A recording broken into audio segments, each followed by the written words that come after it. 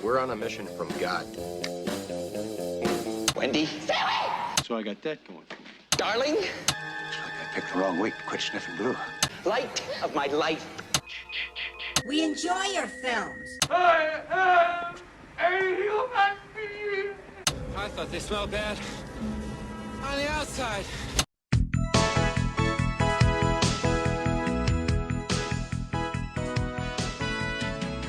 Welcome to Vintage Video, where we'll be reviewing every major film release of the 1980s in real time.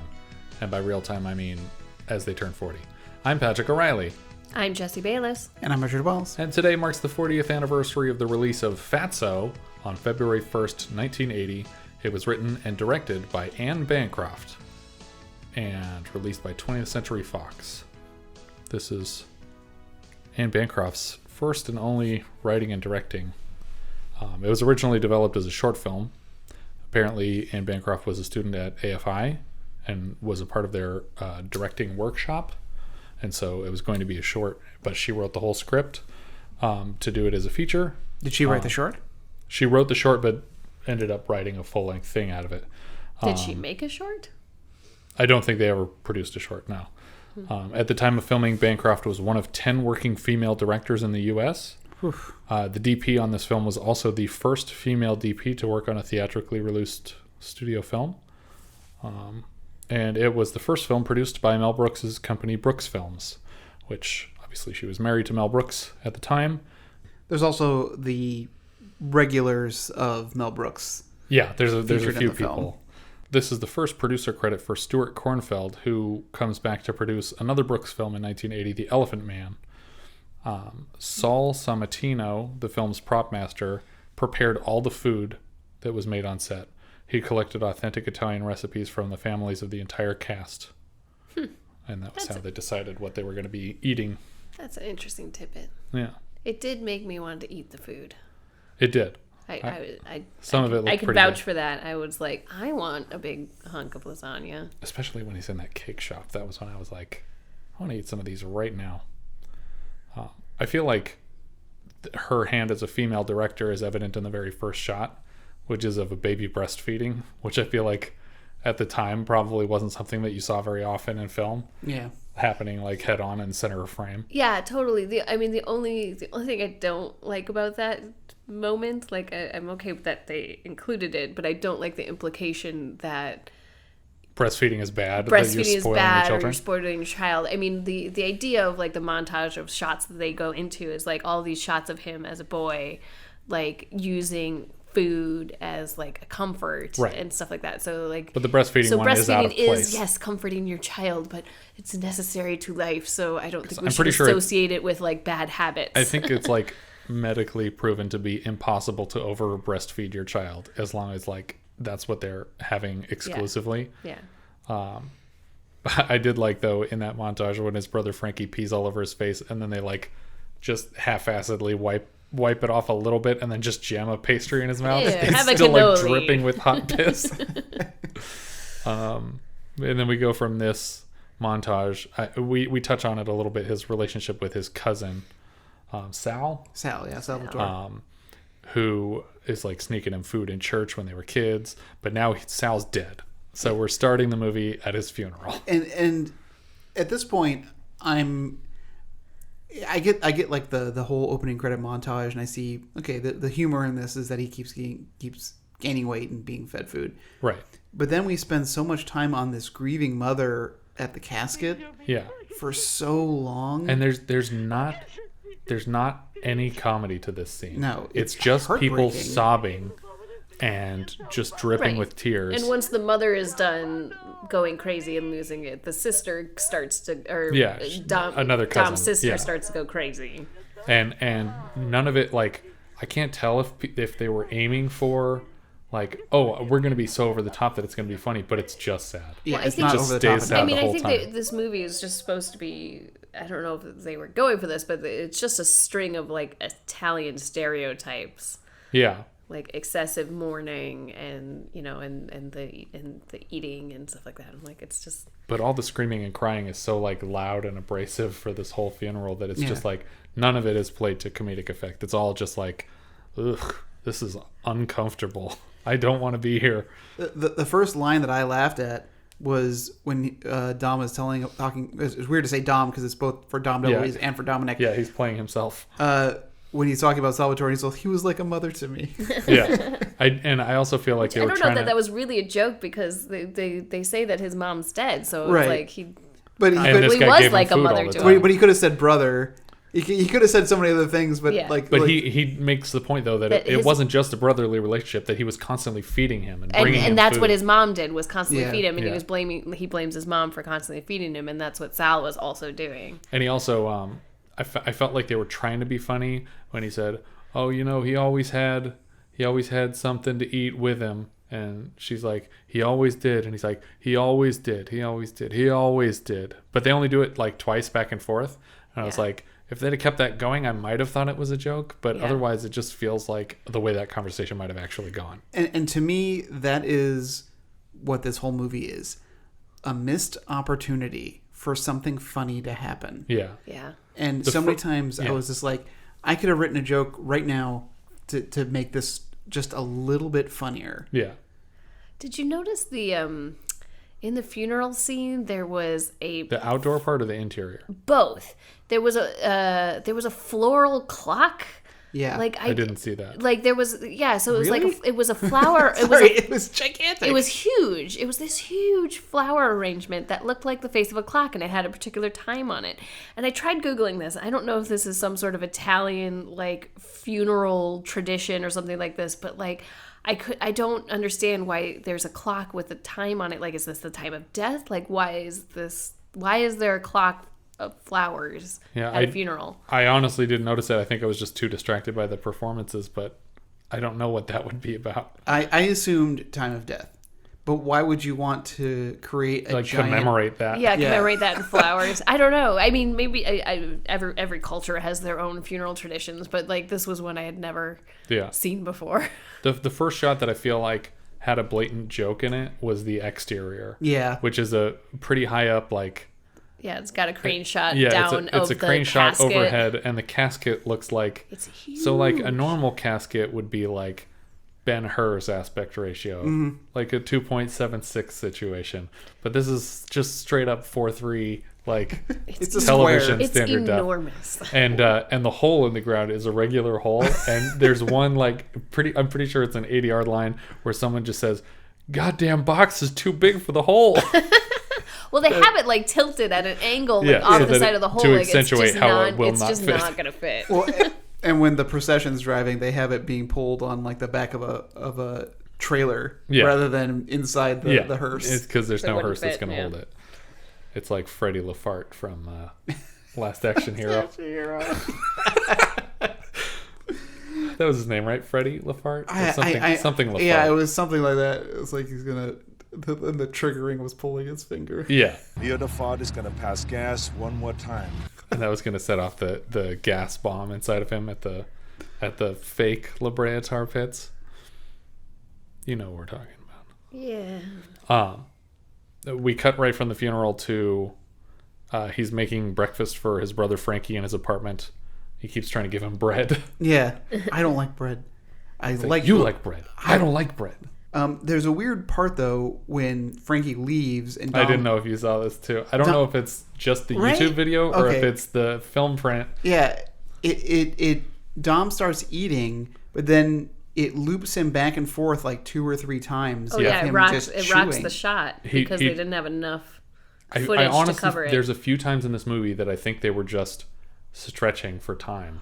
Well, even that whole even the whole montage at the beginning, there was just a lot of moments. And I know the 80s editing was different too. Yeah, it's true, but there was just a lot of moments where we just freeze frame and hold things. But he literally goes to turn on the radio and it's playing some commercial about some strawberry dessert thing, and he's just rocking back and forth in his seat, and it's clearly just playing forward and backward over and over again. And this is at least the only way we could find this movie was on YouTube, so it might be like from some like, you know, formatted to fit your TV screen version of the movie. But I think that they literally just rocked the shot because they added the audio later and they didn't realize how long the audio was. Or they wanted the shot longer and like a boom dipped into it, and they were like, okay, well, we'll just roll back and forth on this part. Yeah. I had to watch it 2 times. Like, yeah, we backed it up too. Yeah, I was like, whoa, what was that? Yeah. Because it's like, you see that so often, and usually it's with like some weird music or some weird animal's reaction shot where they couldn't get the animal to behave, so they just looped it back and forth like so the dog's shaking. Or those robots on MacGyver, that MacGyver episode. Oh. They only designed it to turn one way, so they just played it reverse. But yeah. So after that, Dom goes downstairs. Is it like it's the same building, right? His sister lives downstairs with her family, or like they're in... Yeah, I think they live in some kind of larger house. Yeah, it seems like sort of like an apartment-esque building where he's got a section of it and they have a section of it. Yeah. But it's a little unclear. Like a duplex type thing. Yeah. But on the street, it just looks like stoops. Yeah. But he goes downstairs to see the rest of his family, and he's like pretending to shoot guns with his nephew, and his nephew's like, "Oh yeah, my teacher said I could bring these guns to school today." So 80s. That's something that's changed a little bit. And I think we were also talking about. At first, I was like, "Did he lose weight for this role?" And I realized, like, no, I think this is just before he got really big. Yeah, like in his later work, like.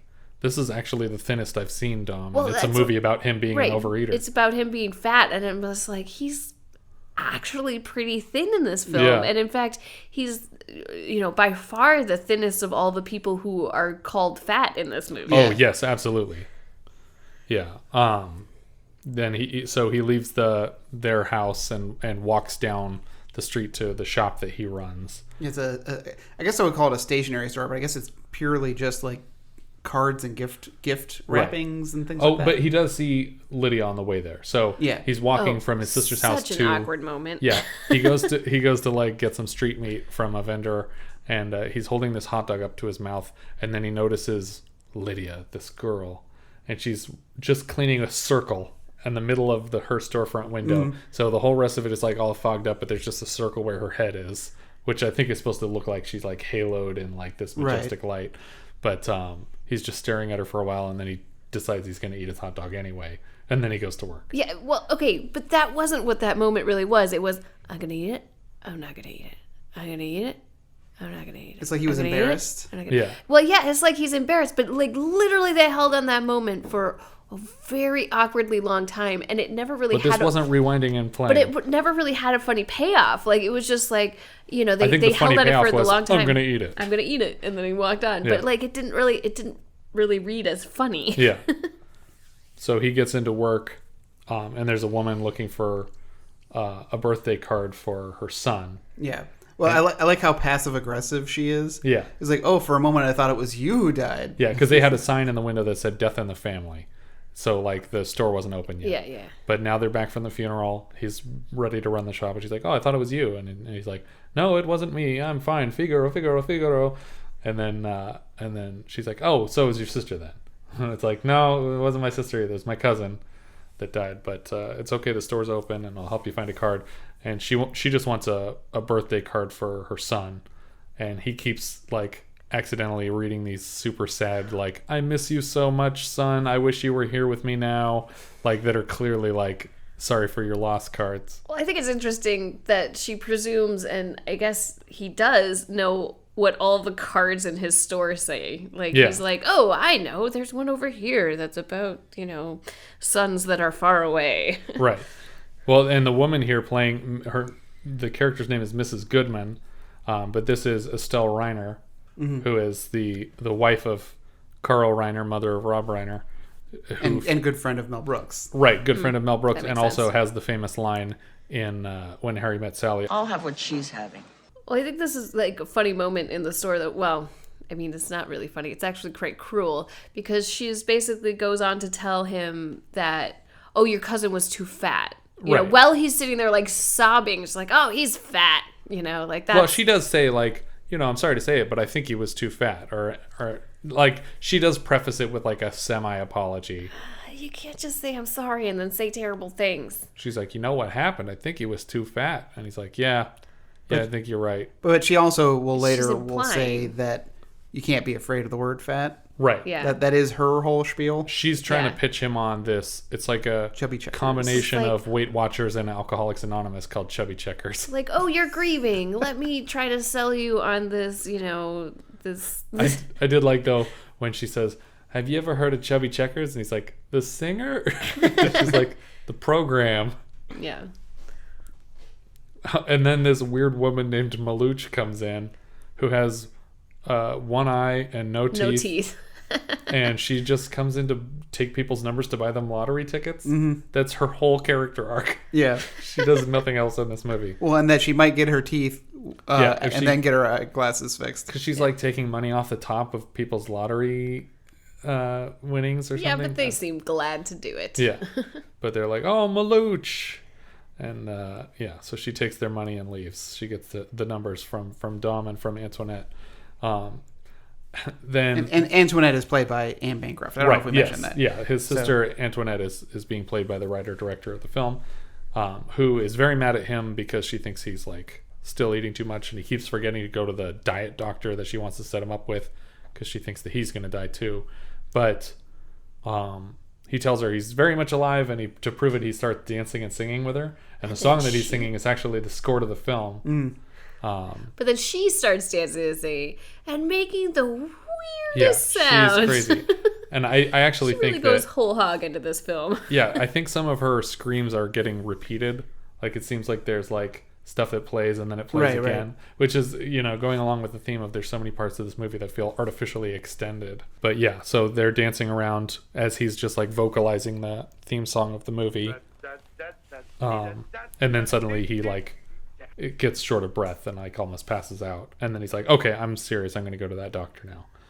So then we have a scene of the doctor's office where the doctor's like smoking a cigarette while he's talking to him. Yeah, he's just constantly coughing and hacking as he's smoking the cigarette. But again, there's so many missed opportunities. Like they do one sight gag with the reflexes. Yeah. And it's like, okay, so you did one gag, but there was some like when he's on the scale and she's like keeps pushing it over. It would have been such a great opportunity. Like she keeps pushing it over. Then she has to slide all the way back to move the next one. Yeah. And then she keeps moving it. You could have her do and that. And then he just shoves a bunch of them over. Yeah, just okay. Let's just get this over with. Yeah, because nothing happens. She just moves it over, and then she gets the weight. And they have like, I hate to say it, like the least funny proctology scene I've ever seen either. It's literally just bends over and he's like, no, I'm not constipated. No, I don't have diarrhea right now. No. And it's just like, none of this is funny. Where's the Moon River, Yeah. So he sees the doctor and the nurse basically gives him a huge list of everything that Italian people eat. Yes, and that you can't eat any of this. And it's like slow pushing in on his face as a tear is like rolling down his cheek. I mean, I think that the list was a little weird too. Though. Sure, some of it. And maybe it's just that our dietary standards have changed since the 80s. That's one thing that I really like in the movie Her, when they're getting into the elevator with the main guy, and he's like, no, you steam your vegetables, you blend your fruits or something like that. And it's like, see, they're finding out now that all the nutrients, and it's just like, I love that in 100 years we'll be having these same dumb conversations where it's like, no, it turns out we've been doing it wrong for all of recorded history, and now the way you're supposed to do it. But she's like, don't eat canned fruits, don't eat dried fruits. And it's like, what's wrong with dried fruits? Like, is that worse than a regular fruit? Yes, it's concentrated sugar. It's processed sugar. Okay, well, there you go. Yeah, you're not supposed to do that. But, like, she actually said don't eat any fruits except grapefruit. So it was like, what? No fruits? I think fruits are okay in moderation. Right. And she says no grapes, but she has a bowl full of grapes right there in the room as with an them. example of what you can eat. So we cut to him back at the house making food for Frank again, but this time on his side of the table, it's like a big kale salad. Yeah. It's just the go-to joke of, like, food I don't want to eat. Kale. Broiled chicken. And he's just looking at it like he's disgusted, and he's basically like cutting off a big hunk of bread for Frankie because that's what he wants to eat, so he's just making the plate he wants to be eating on the opposite side. Right, but Frankie doesn't like bread. Yeah, and he's told him this many times, so without even saying anything, he just picks it up and throws it on the ground. Smacks it at him. And his brother is played by Ron Carey, who's, again, a Mel Brooks regular. History of the World, High Anxiety, So he's high anxiety. I forget that Mel Brooks was making so many movies even in the 70s. At the same time, yeah. But he's also Pat in Johnny Dangerously. I don't know who that is, but I'm assuming it's just a member of the gang. Yeah. But I've always liked the character Brophy in High Anxiety. Okay. Who's like the chauffeur kind of assistant to Mel Brooks at the mental hospital. Yeah. Who's always like trying to like comfort Mel Brooks. Yeah. Like it was like, oh sure, it was probably just that. And as he walks away, it wasn't that. For some reason, they put Dom in charge of going to get the birthday cake for their son. Right. It's like the guy who they're all complaining that he eats too much, and they're like, go down to the cake shop and get a birthday cake for our kid. Specifically, his sister's child, and she's the one that has had the most complaints about his weight. It's like, okay, go stand in a shop full of sweets, pick up a birthday cake, and bring it back here. And I mean, you could argue that she's challenging him to like deal with this situation, but at the same time, it's like it's just mean. Yeah, it just feels cruel to make him do it, and then. On his way back with the cake, he like eats some of it, right? Well, they show up and there's just a slice missing from it. It's like, you ate the oni. Yeah. And then they're like, okay, go get another cake. Like, you're in charge of this. Go get another one. And he's like, well, what are you going to do with that one? He's like, I'm going to do this. And just starts smashing it on the counter. There's so many moments where she just goes like full out for this film. Like she is just over the top with her acting choices. There might have at the time been an audience that went nuts for this. But it wasn't me, and it wasn't now. But I feel like this maybe it's just a matter of like the time difference that this was really, really funny then, or it was obvious that they were trying to be over the top. Whereas now it just reads like these people are just mentally handicapped. But yeah, I don't know why you keep sending him to go get the cake. So he decides he's gonna join Chubby Checkers. Right. Before that though, he meets Lydia. Right, she comes into the store because she needs wrapping paper, or she ordered wrapping paper that never arrived, or it wasn't going to come fast enough. Right. And then she's trying to describe what kind of wrapping paper she wants, and they don't keep all their wrapping paper in the same place in the store. It's like every other corner. Yeah. So he keeps going like, oh well, we have this stuff over here. Oh well, we have this over here. And then she's like, well, no, I was hoping for something like this. And then Antoinette's like, oh, we got a bunch of that in the back. I'll go get it. And she's gone for a very long time, so they get a chance to like sit down and talk, chit chat for a little bit. But they discover that they're both Catholics. Right. There's a lot of really, again, more awkward pauses here where she says something to the extent of like, "You remind me of my father," and then he says, "Oh yeah," and she says, "I loved my father," and he says, "You loved your father," and just stares at her for like 8 full seconds.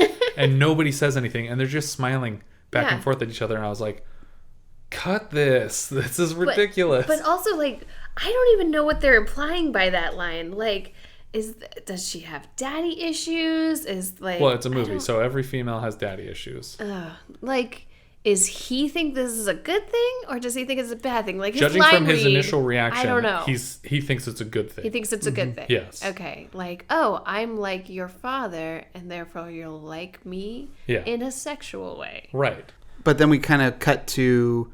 Well, first, because she's pointing out that she has the necklace. Mm-hmm. That's how they to like have him kiss it, which is just like also is that a awkward thing? And weird. Is that a thing that people do? I think that kissing like religious relics and stuff like that, that's a thing. Is it for good luck or something? She's just like, oh, you notice my Jesus? You want to kiss it? And he's like, yeah, I want to kiss your cleavage, Jesus. And then he like leans forward to kiss it, and right as his sister comes out with all the wrapping paper, so they have to stop.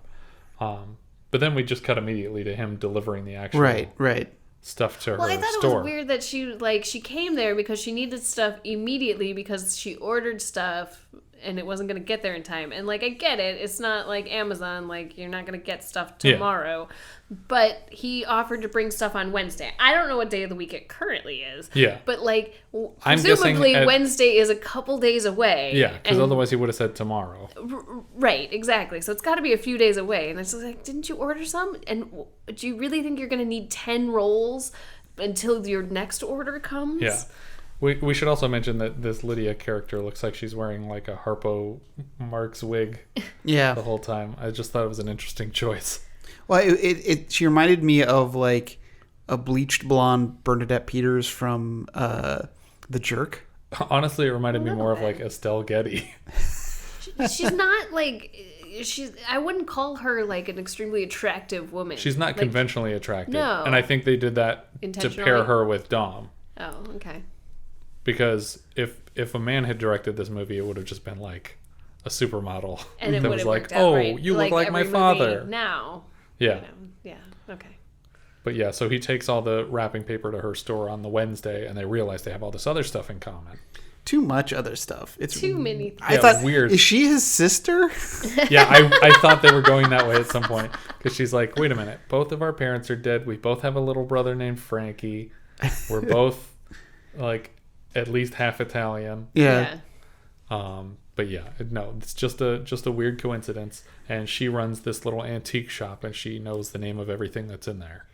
Just like he knows every card in his store. Right. Oh, connections. So the things that she shows him, like they start realizing the coincidences that they have in common when she picks up a big bottle of, like, she just calls it Polish water. This is a bottle of Polish water.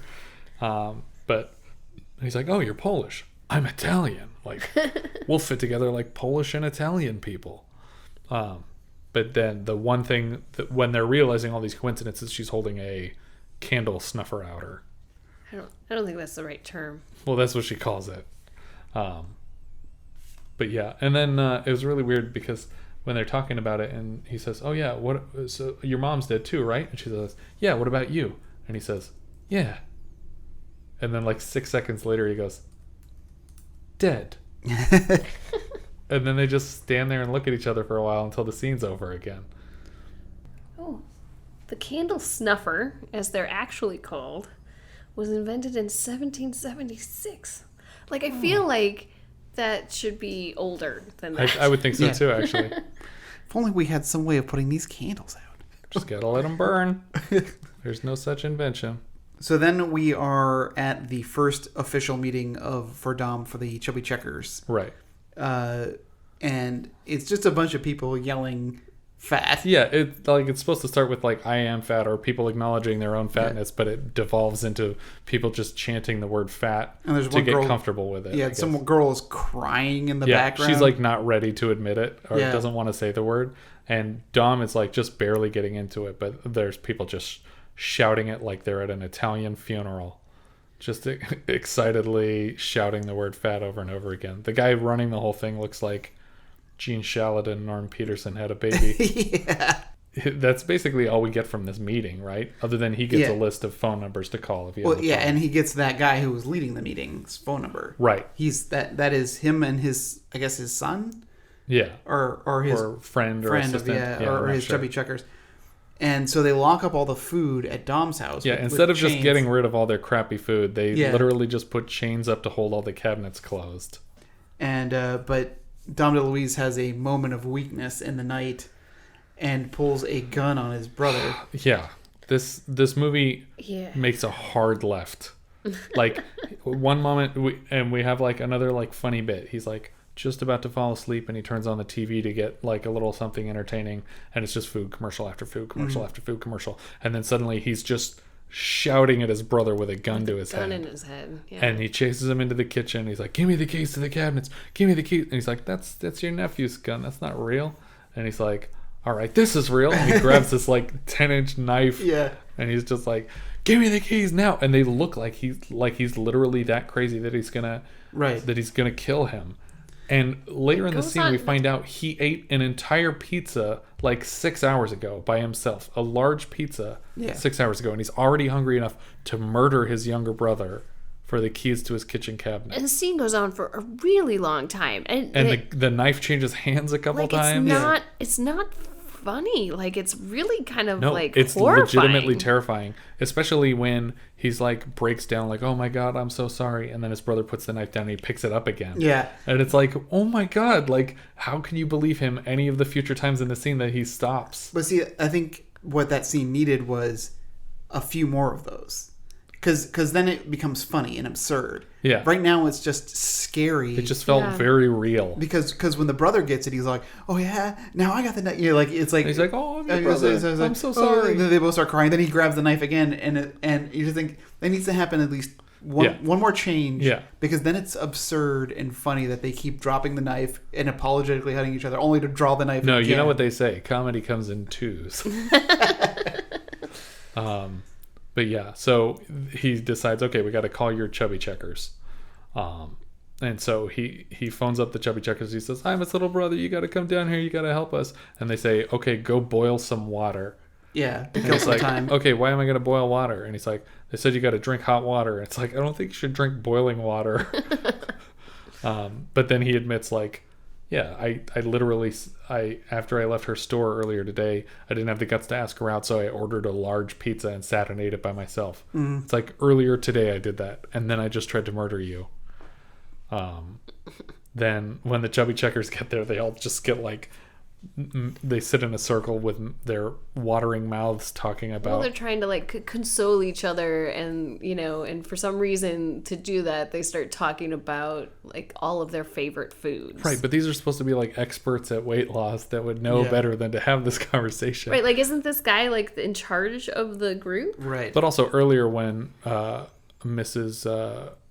Goodman was in the store telling them about chubby checkers, she's like eating snacks the whole time she's doing it. She's like, "Oh, it's so great, you just got it." And it's like, clearly this whole thing is a scam because none of these people are really into it. But I like I did like this bit where while they're talking, they keep asking for progressively more and more stuff to be put in their hot water. Like, they want lemon. Yeah, lemon. Like, you want a lemon in there? And he's like, "Could you just squeeze an orange in there?" It's like, "How about honey? Just a drop. I'll take a drop of honey." It's like, and he's like, "Where's the honey?" And it just keeps getting honey's in the cabinet. I can't. But then Gene Shalit goes crazy and rips all the cabinet doors off. And then it's just a hard cut to an overhead shot of them just cooking everything that they have. And Dom's on the phone ordering like delivery ice cream and donuts. Like, I don't know who they're calling at 3 a.m. that's delivering ice cream and donuts. Yeah, definitely not Instacart like back this then. is So Eats. who's getting them all of this food? Yeah. Who's enabling this? But then the party slowly fizzles out as everyone's food comas take over. And Frankie tells Antoinette what's going on. So she's like watching them through the door. But both of them are like, "Oh, this is so funny that this is happening." Yeah, it's like, they're this is supposed to be a family tragedy, and you guys are cracking up about him relapsing and doing this terrible stuff to his body. I think that we weren't supposed to see them smiling. I think that they were just supposed forgot to to cut, but they were like, "We have to use every frame I shot." Yeah, I think that... Sometimes twice. I think that they were supposed to be looking concerned, but they broke halfway down the stairs, but then, they just kept going with it. Yeah. Because she's clearly laughing. Just blatantly laughing at how ridiculous this is that this has happened to him again. That he's killing himself, that her brother is dying. And that's pretty funny to her. But so she runs into Lydia on the street. She decides she's going to go get Lydia out of her store and drag her into his bedroom to embarrass him. Right. But he even asks, like, "Oh, when she brings him in, it's like, oh, did she tell you what's like why I'm sick?" And and she's like, "Yeah." So it's like she knows everything that's going on. But she brought the snuffer outer to his bedroom, which I thought she was going to say something about like, "Don't snuff out your life" or something like that. Yeah. But there's no symbolism to it. Literally just brought you a tiny cone on a stick because I'm weird. She tries to comfort him for a while, and she's like, "Look, I understand what you're going through. Let's go eat a bunch of Chinese sausage at a fair." And he's like, "Yeah, that sounds like a great idea." Yeah. Yeah, because then it's just a montage of dates. Them on dates for a while, eating. Yeah. And eating in front of his sister. Like, suddenly nobody cares that they're going on dates and eating constantly. We do see a little Maluch at the street fair collecting money from people buying their lottery tickets. Yeah, there's some weird moments in the dating montage though, that it's just like, how they had the sort of creepy, awkward moments of all the things that they had in common. Well, they sort of extended that here where they're like making out and plotting which mass they're going to the next day. Yeah. And it's like, "Oh, we're going to go to this one." It's like, "Oh, no, that's a high mass. We don't want to go to that one." And he also keeps winning prizes for her at all the booths. Like, he's just like, "Oh, I got you this stuffed animal and this hat and this big dinosaur from a booth that my brother is inexplicably running all of a sudden. But yeah, so they get all the way back to her house, and they're very lovey-dovey. And did you see the shot in that montage too, where they're like making out in front of like just a pile of rubble, like in the street, yeah, a like destroyed building. Yeah, like what was that? There's also one where they're completely blocking the stairwell to like just some apartment complex. It's not the building that he lives in, and it's not her building. I don't know. The next day, he's talking to Frank, or he's like getting dressed in the morning, and he realizes that his clothes feel bigger on him, and he's like, "Oh, where'd you get these clothes? They don't fit me right." Like, it's like, "Oh, it's the same clothes I always get you," because he's actually losing weight apparently somehow. Like, even though he hasn't changed his eating habits, he's still just eating with her all the time. But he shows him this ring that he got her because he decides he wants to propose to her. And I liked the joke that the mineral was apatite. Yeah, that was funny. Yeah. But then it's apatite and marcasite, which, like, his name's not Marcus. Like, I don't understand the point of including marcasite. Just give her an apatite ring. That's the joke. Yeah. But he can't reach her because apparently his plan was to propose to her over the phone. Well, he was going to call her because he was running late because he couldn't decide what to wear. Oh, okay. But then she didn't pick up. Right. And so he went down there, but there was no sign of her. Yeah. And now he's looking all over. Meanwhile, a bunch of families just gathering Like at they're Antoinette's having house. oh, your girlfriend's gone missing. Let's have a party. Well, do they? I think the only person that knows that she's missing is Frankie. Yeah. Everyone else is just like, we got a bunch of people. Who should we get to go pick up all the food? How about that fat guy who we keep picking on for being fat and eating all the food that he picks up for us? So they tell Dom, like, and this is the second from 1980 so far to refer to Chinese food with a slur for Chinese people. And so he collects this huge, like, $40 Chinese food order, which I guess $40 was a lot of Chinese food in 1980. Yeah, I think $40 is a lot of Chinese food now. So in 1980, that was a lot. Well, I mean, it was two big foods. Did you notice though when he like 2 big brown bags worth of food in his arms? None of the takeout containers were closed. They were literally all open in the top of these brown bags as he walks out of the restaurant. Was this before or after he broke down and ate them, though? No, it was before. Like, literally when he was in the restaurant, he's like, oh, what's this? And it's like, oh, it's the Chinese sausage. And it's like, oh, what did he say there? I heard the word Chinese sausage, but then he says words after that, and I couldn't hear what he said. And then Dom repeats him and is even more, like, mush-mouthed. Like, I couldn't hear. I heard him say Chinese sausage, but that was all I heard. Oh, I thought he just said something like, oh, that smells good or something. Yeah. That smells good. What's that? The Chinese sausage is nasi sapa. Chinese sausage and nasi sapa. But then he takes out these big brown bags full of containers that are all open, and I'm like, if these bags are all full of food, are all of these containers open, or just the ones on the top not closed? It's just lazy prop work. But then he just gets in the car and cries the whole way back to the apartment because he doesn't know where Lydia is and she's not getting back to him.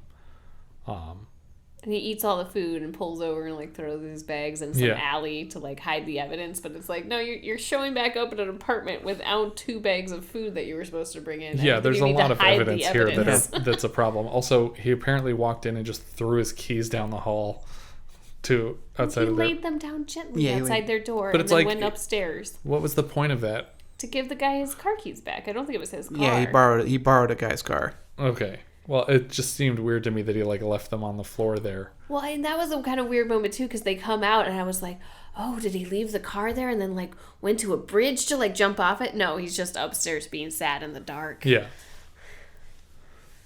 And I thought that like it would have made more sense if it was like, no, I didn't eat all the food. I'm just really sad because I can't find Lydia and all the food's in the car. I just couldn't bring myself into the room or something like that. But no, they were just like, no, he just has another relapse and eats all the food. Yeah. And there's no consequence for it. Right. But then his sister goes upstairs and finds him up there.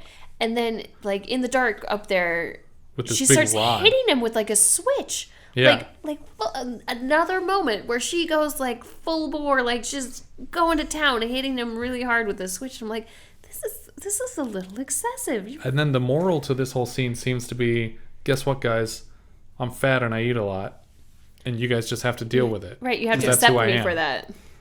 And once again, as Jesse pointed out, really not that fat. Yeah, he's maybe overweight. I don't think he's I wouldn't say fat. Well, maybe he's 1980s standards fat, but like nowadays, he's average. Well, now he's very skinny. Oh. He's all skin and bones. Well, no skin, I guess. After he finally reveals, actually, you guys just need to leave me alone and let me eat things and be fat. And then Lydia calls. Yeah. And it turns out that her brother cut his finger off or something. Right. And she had to be with him in the hospital. For a blood transfusion. And he's been in a coma or unconscious. And that's why she's been incommunicado, is because she had to give blood for her brother. Right. And cell phone. This is obviously before cell phones, so. Right. Yeah. And then he goes to meet her at the hospital, where she asks him to meet her. And they go on a little walk through the hospital, and they walk past a nursery. And they get excited to look at the babies. There's a fat baby. Uh-huh. Yeah. And a nurse just picks it up and points it at them like it's their baby. Like, why are you picking that baby up and Because pointing she's it? like, hey, check out this fat baby. Honestly, it's a record. That actually makes more sense. Like, holy shit, guys, look at this fat baby. Well, laugh at it. I think the joke is that you here's could a have fat, one of these. Here's a fat guy. This must be his baby. Oh, that's funny. Okay, I can see that actually being the joke. But then he like whispers in her ear to propose to her. Yeah, we don't have any of their audio for this moment. He just so literally leans in her ear and assume. whispers something, and then she goes, yes, I will, or something like that. And they freeze frame. Right, and then they cut to a bunch of pictures of them like with children like growing throughout the years. But I feel like this is a really weird way to end it, because like you said, the moral that we got to at the end is like, just accept me for who I am. I'm fat, and it wasn't like he changed for her. No. He turned his life around because of like their relationship. But honestly, I felt like I was getting that message a lot earlier in the film, even when like she says something along the lines of like, it seems like the harder I try, the worse things get. And it's like, yeah, it does seem like that. It seems like when he can eat cake to his heart's content, that he's a very nice guy. Mm-hmm. And when you only give him one whole pizza a day, he tries to murder his own siblings. I guess it's about learning to love yourself. Yeah, which he comes to terms with at the end. And he says that literally when they're in the hospital, she says like, I love you. And he's like, yeah, I do too. Yeah. Like he loves himself. Well, I kind of disagree with the IMDb like summary where it's like he meets this girl and he has to choose between food and love, and it's like she never made him choose. She never really cared. She does tell him when they first meet, like, you should take care of yourself if like you have obesity related death in your family. But she doesn't say like, let's go get salads. She says, let's go get Chinese sausage, whatever that even means. I've never heard of Chinese sausage. You haven't heard of Chinese sausage? You haven't lived. Anyway, if you're not familiar with Dom DeLuise, I feel like you probably are, but who knows? Maybe you're 12. He was in Failsafe, directed by Sidney Lumet, which we talked about in the first movie. It's the one that was like same story as Doctor Strangelove, but not technically adapted from the same book. Failsafe. Okay. It came out the same year, 1964. He was also in Blazing Saddles, silent movie. 1 year previous to this, he appeared in the Muppet movie. Yeah. And obviously after this, he was in the Cannonball Runs and the Smoky Bandits and a lot of voice acting. And Anne Bancroft, one of her first credits was on Climax with an exclamation mark, which is the show where they had the Jimmy Bond prior to Sean Connery playing James Bond. The first live action interpretation of Ian Fleming's books was on an episode of Climax, which just adapted a different book every week, or a couple every week. Wait, but this isn't the same as the made-for-TV James Bond movie, or is this the one? This was a TV show, Climax, yeah. Okay. Climax was a series, and they would just do like a drama. Right, but wasn't there a made-for-TV James Bond movie? No, it wasn't a movie. It was only an episode. It was the length of an episode of a show. So this is the one that was like the Casino Royale one. Right. It was, I think it was Casino Royale, yeah. And Anne Bancroft also played Annie Sullivan in The Miracle Worker. She was obviously probably most famous for Mrs. Robinson and The Graduate. She was also in Blazing Saddles and Silent Movie, uncredited. And she played Ursula von Rugen in Hindenburg. Huh. Which is a fun movie. Yeah, I like Hindenburg. And she will also come back later this year for Elephant Man, the other Brooks film that we talked about. Who Who else did we have in here that we didn't talk about? There's a character named Pat Manarino. Yeah, because Rudy DeLuca, I obviously know from a lot of Mel Brooks stuff, but I don't know who he was in this movie. My guess would be the only other guy that we saw talk, which there's a person at the funeral at the beginning who he's trying to give flowers to put them on the coffin, and the woman has to like wrench them out of his hand because he won't let go of them. And then he's also very drunk when they ordered the Chinese food and is shouting. Because Robert Costanzo was also in it, and so because another actor that I like, but like as far as people who had speaking parts, so I don't even know if Rudy had a speaking part. Yeah, if he did, I think that's the character that he would be. But he's obviously, he wrote a lot of Mel Brooks movies with Mel Brooks, and he's in many Brooks movies. But I always think of him as Vinny, the assistant to Pizza the Hut in Spaceballs, which I remember the first time I saw that movie, I was like, that's probably Bill Murray.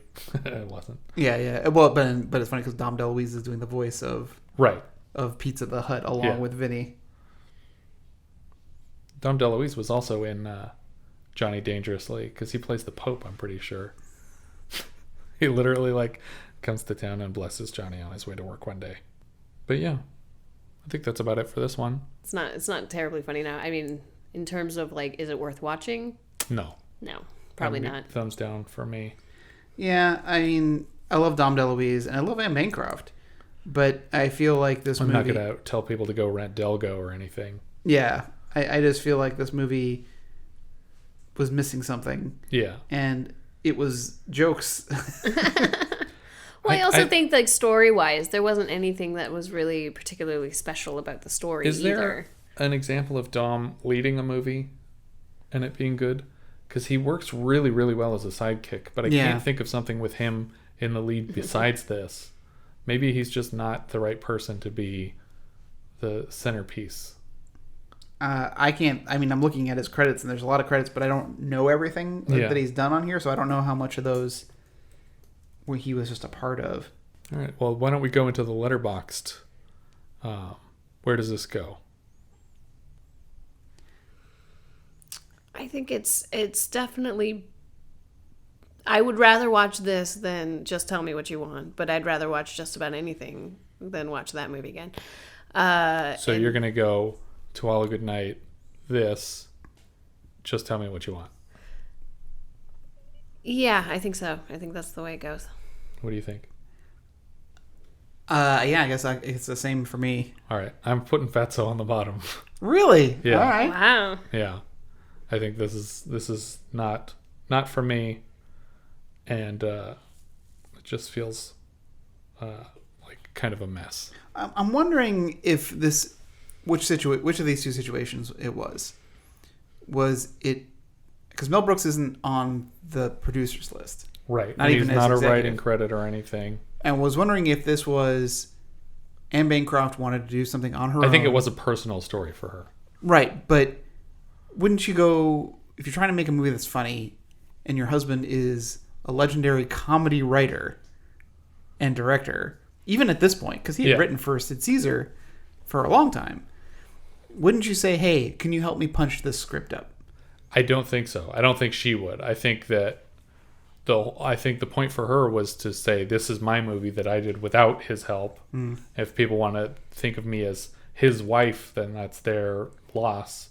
But I can make a movie without running it by him. And I think that was probably, he was like, no, do your own thing.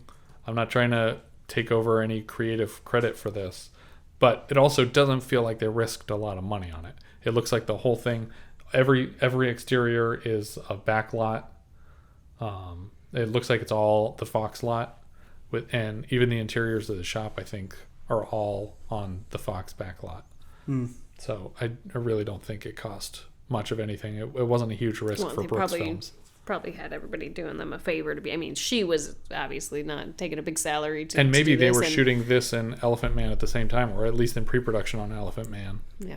Well, and again, because Mel Brooks's close friends all involved. Yeah. Playing roles. And they're all people that she's worked with too through his films. So right. Like she obviously knew Dom personally. But like she literally put her name in the movie. Like her maiden name is DiNapoli. So that's the name that she gave to these characters in the movie. But yeah, I think it was supposed to be about actually her and her family, or maybe her extended family, but I wouldn't be surprised if someone actually died from some obesity-related illness somewhere in the family history. So was this supposed to be like her feature film PSA?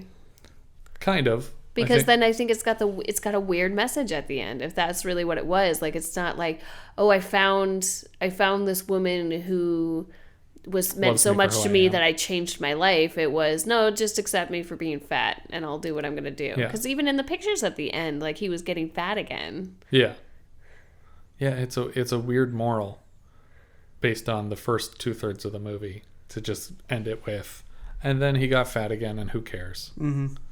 But he also, like, Dom himself did get big again and lived a pretty full life. I mean, how old was he when he died? In his 70s? 75. 75? So it's not like he died at 39. Mm-hmm. Like Sal did. Or I think it was, what is he, 39 or 29? I think it was 39. 39, yeah. Yeah. Because he was supposed to be 39 in the movie too, right? Yeah. They were supposed to be pretty similar age. But yeah, I think that's everything for this one. If you guys have any thoughts you'd like to share, we are Vintage Video Pod on Twitter, Facebook, Instagram, and Letterboxd, where, as I've said multiple times, you can also find each of our full movie rankings for the year.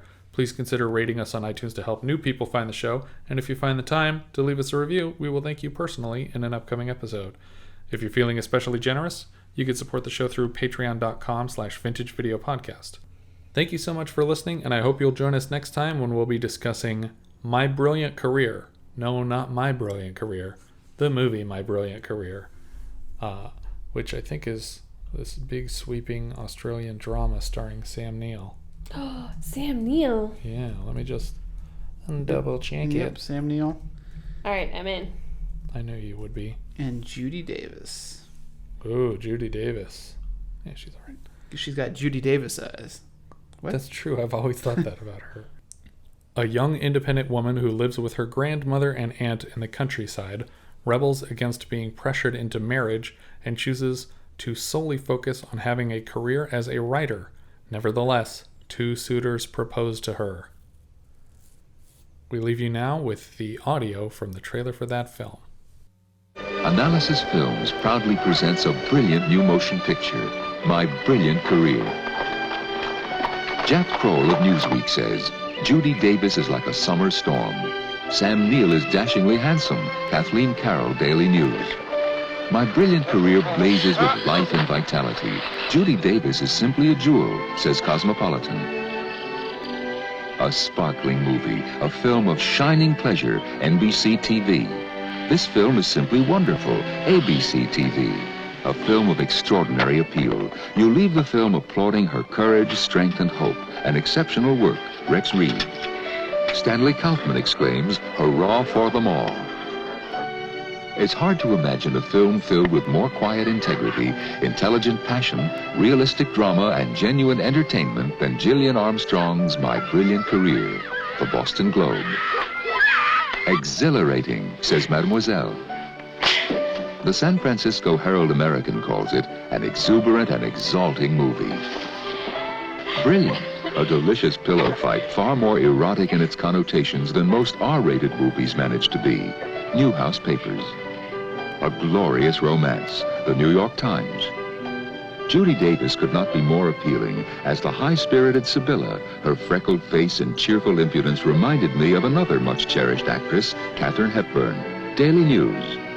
No wonder the audience cheered. Andrew Sarris, Village Voice. My Brilliant Career, an Analysis Films release.